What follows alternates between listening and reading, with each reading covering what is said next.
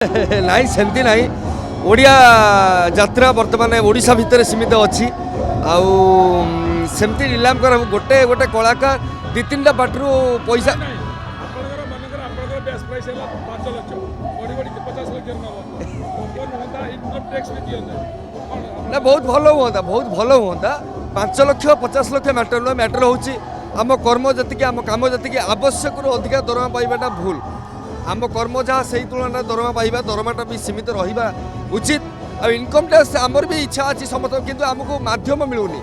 ଓଡ଼ିଆ ଯାତ୍ରାକୁ ବର୍ତ୍ତମାନ ସରକାର ସେ ମାନ୍ୟତା ଦେଇନାହାନ୍ତି ଓଡ଼ିଆ ଯାତ୍ରା ସଂସ୍ଥାରେ 150ରୁ ଉର୍ଦ୍ଧ୍ୱ କଳାକାର କାମ କରୁଛନ୍ତି ଟେକ୍ନିସିଆନ୍ ମାନେ ଅଛନ୍ତି